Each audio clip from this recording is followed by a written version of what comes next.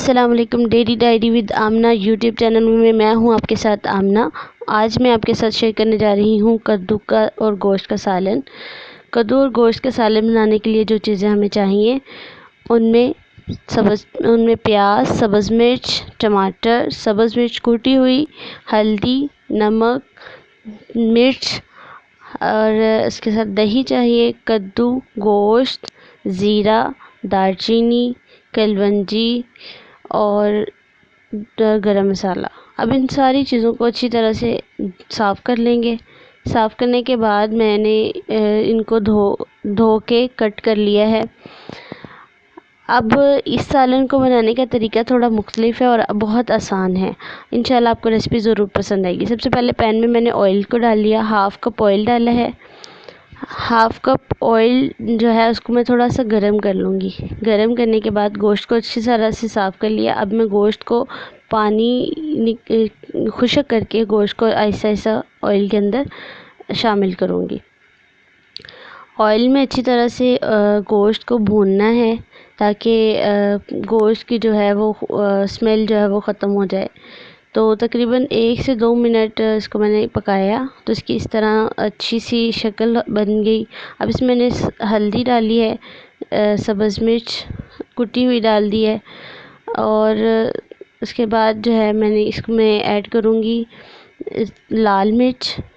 اپنی ضرورت کے مطابق آپ استعمال کر سکتے ہیں۔ اس کے اندر جائے گا ہلدی اور لہسن اور اس میں ابھی ٹماٹر، پیاز اور سبز مرچ۔ آپ پیاز کو موٹا موٹا بھی کاٹ سکتے ہیں، اس میں کوئی مسئلہ نہیں ہے، باریک کٹا ہو یا موٹا کٹا ہوا ہو۔ اس کے اندر اچھی طرح سے میں نے پیاز اور ساری چیزیں جو تھی وہ ایڈ کر دی ہیں۔ اب ساتھ میں ہم اس میں زیرہ ایڈ کر دیں گے، یہ میتھی دانہ ہے، کلونجی ہے، چٹکی بھر کلونجی لی ہے۔ کلونجی کھانے میں ڈالنے کے بہت سارے فوائد ہیں اور اس سے کھانا ٹیسٹی بھی بنتا ہے۔ اور دار چینی کی خوشبو جو ہے وہ گوشت کی اسمیل کو ختم کرتی ہے۔ اب اس کو اچھی طرح سے آئل میں بھون رہی ہوں۔ جب بھوننے کے دوران تب تک اس کو اچھی طرح سے ہلانا تاکہ جو مرچ سب چیزیں ہیں وہ اچھی طرح سے یکجان ہو جائیں، اچھی طرح سے مکس ہو جائیں۔ اور ابھی جب بالکل مکس ہوئی تو میں دہی ایڈ کر دیا اس میں۔ دہی کو ایڈ کرنے میں تب ایڈ کرنا ہے جب بالکل مسالہ جو ہے وہ بھن رہا ہو، پھر جو دہی ہوتا ہے اس سے اچھی سی گریوی بن جاتی ہے اور یہ بہت ٹیسٹی بناتا ہے ہماری کھانے کو۔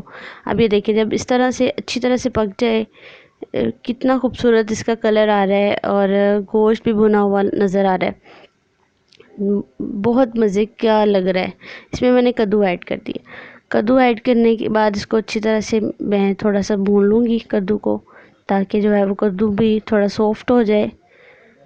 کدو کے سافٹ ہونے تک اس کو 1 منٹ تک پکاؤں گی۔ اب میں نے اس میں پانی ایڈ کر دیا ہے، 2 سے 2.5 گلاس پانی جو ہے میں نے ایڈ کیے ہیں تاکہ گوشت جو ہے وہ اچھی طرح سے گل جائے۔ اب گوشت کو گلانے کے لیے 20 منٹس تک میں کوکر کو کور کر دوں گی۔ 20 منٹس کے بعد دیکھیے کتنی خوبصورت لکنگ آ رہی ہے۔ اب کدو کے جو موٹے موٹے سے ٹکڑے تھے اس کو اچھی طرح سے میں نے چمچ کی مدد سے میش کر لیا ہے۔ دیکھیں اس کی گریوی کتنی خوبصورت ہے، ماشاءاللہ الحمدللہ بہت خوبصورت لگ رہی ہے اس کی لکنگ۔ اس کے اندر میں نے گارنش کے لیے دھنیا ایڈ کر دیا ہے اور یہ مزید اس کی لکنگ جو ہے وہ بیوٹیفل لگی۔ آج کی ریسیپی جو ہے وہ بہت ہی مزے کی تھی۔ اگر آپ کو پسند آئے تو لائک کیجئے، شیئر کیجئے اور میرے چینل کو